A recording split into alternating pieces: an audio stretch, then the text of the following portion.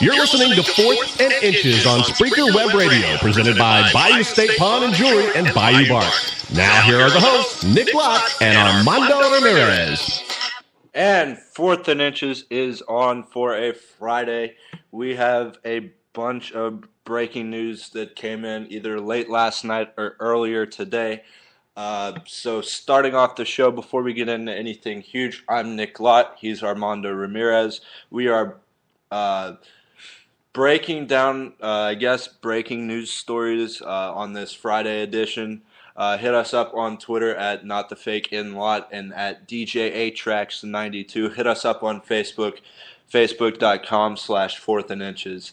But we do have a jam-packed show today. Also some PGA Championship talk. I will be covering that. But we got a lot to talk about today. Yeah, man. There's been a lot these past 2 days going on in the world of sports, and it's been a whirlwind. And that's why we do these shows on Friday, to get everybody up to date on what's happening in the world of sports, aside from what we do on Wednesday with college football.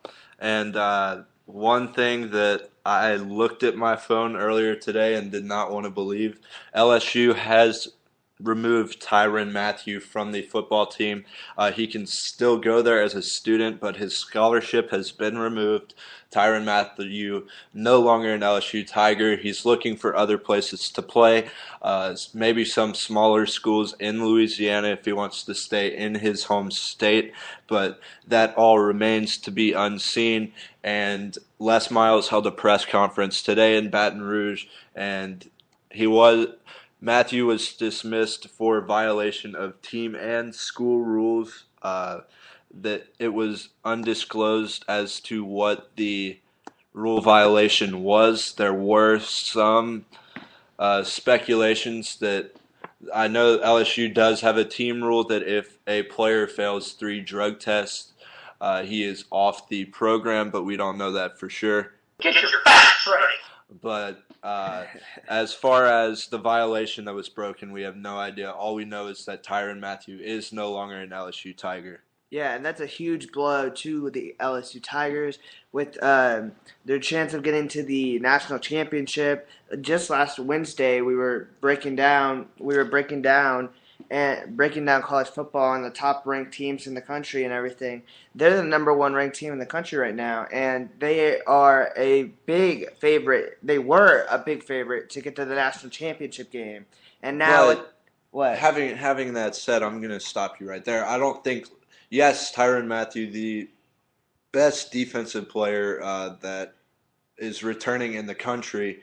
LSU no longer has him. That's going to be a big hit. But with the depth that they have on defense, how fast everybody is, I don't think they have a playmaker that's as good as Mathieu as of right now.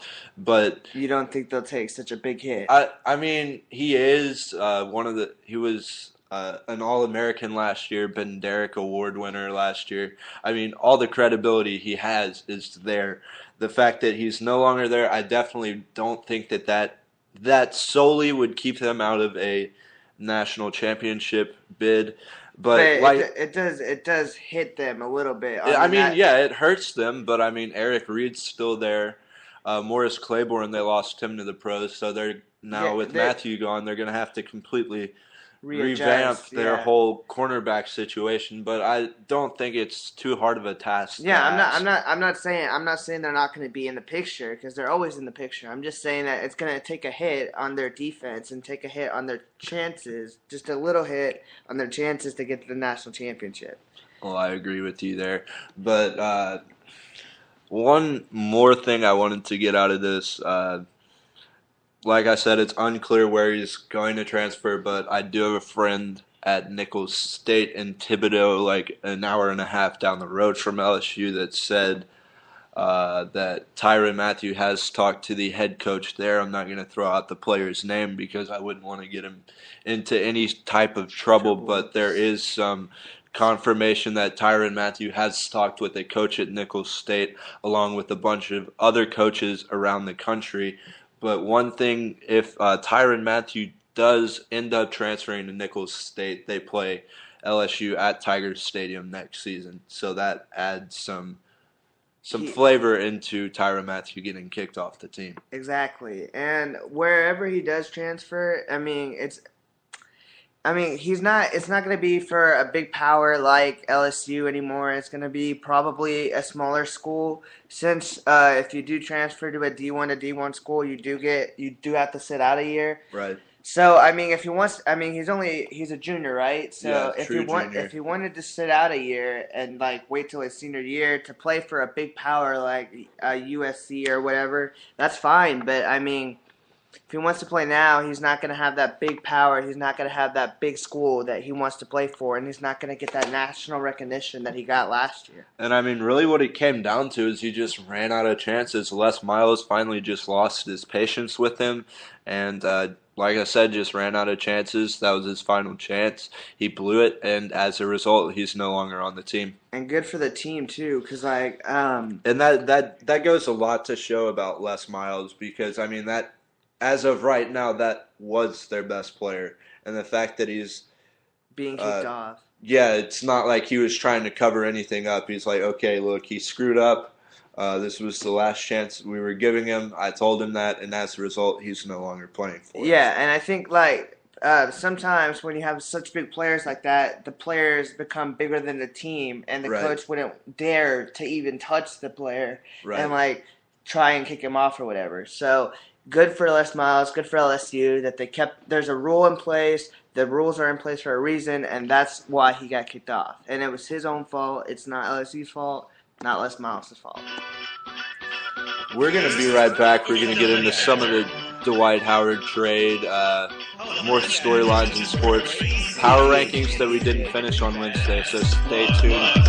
We will be right back on Fourth and Inches. If it feels right, he drops a few tones. It's game time, he comes to play. He will never behave. He got his way. The most experienced animal in all the animal kingdom. He's in control.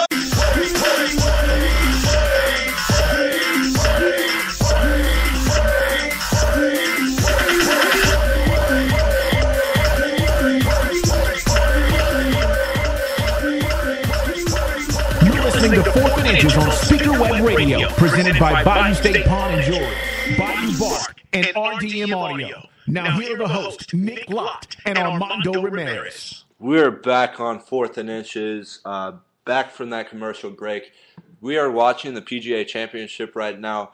Currently, the leaderboard, this is just a quick update. Carl Peterson still sits atop the leaderboard at 5 under through 9 holes. Started on the difficult back 9.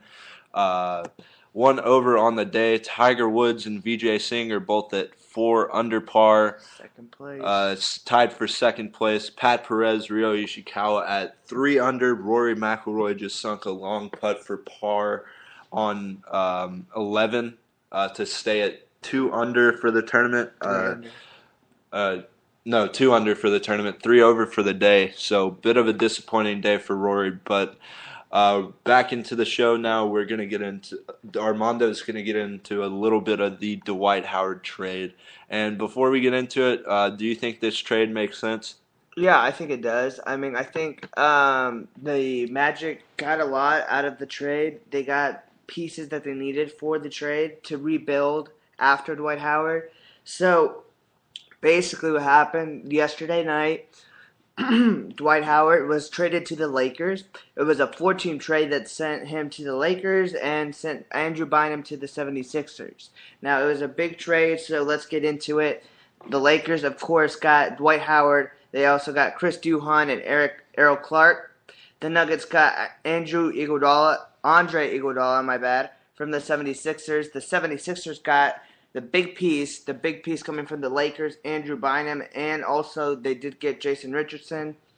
And the Magic, the big people in this trade, they got Aaron Aflalo, Al Harrington, Nikola Vujacic, Mo Harkless, Josh McRoberts, a promising prospect out of Duke, and Christian Iganda. And the Magic also got 4 protected first-round picks for from each of the 3 teams and 5 overall draft picks. So they're going to be in a good position to get some good players coming up in these drafts coming up. So who's the big winner of the trade? And if you had to pick one, who's the loser? Well, I think, of course, Because, I mean, obviously the Magic losing Dwight Howard, but it sounds like they gained a lot for rebuilding the team. You know, it sounds like the Astros, man. The Astros, like, trade everybody away and they, we're rebuilding. Nothing. You lose. Good day, sir. Exactly. Yeah, I mean, we went to the Astros. Y'all went last night, too, but we also went Wednesday. Yeah, And, we're diehards, man. I mean, they kind of fooled us because, I mean, bottom of the 9th inning, tying runs on third, winning runs on second, and then they ground out to end the game. They break our hearts, man. Okay, Yeah. But anyways, getting back to the trade, the big winners, of course, the Lakers. They get Dwight Howard. Now they get Dwight to go with Steve Nash, another acquisition for the Lakers, and also with, of course, Kobe Bryant. And they don't have to give up Paul Gasol. So that is 4 great players that they have that are going to be vital to them trying to win a NBA championship next season.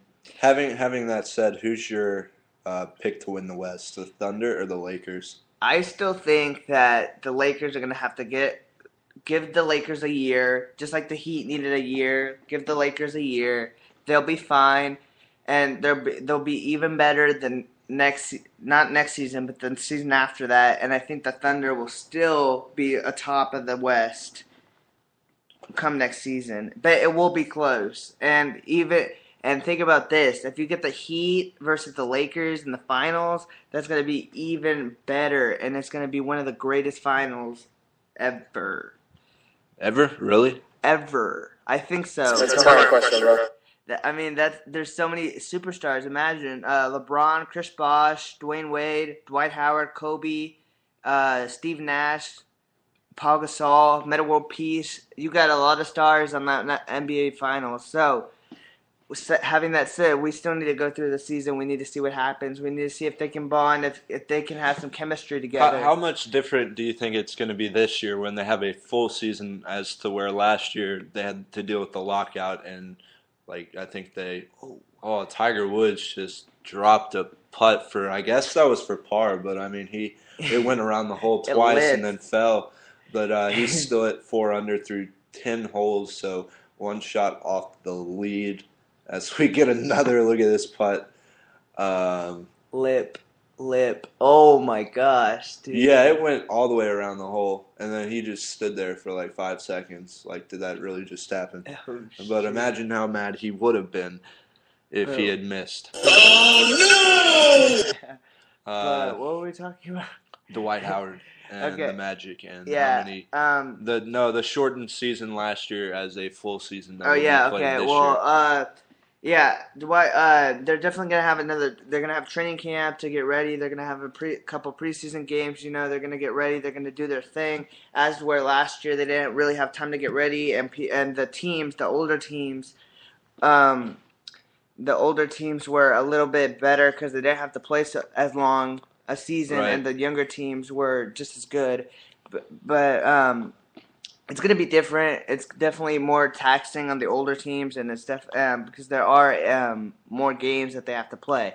But in hindsight, they're going to have a lot more chances to play better because they're going to have time to prepare in the preseason and in Right. training camp.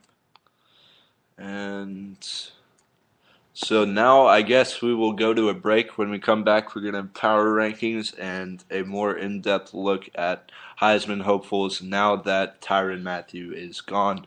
So stay tuned. We're going to be right back. 4th and Inches, Spreaker Web Radio. We'll be right back.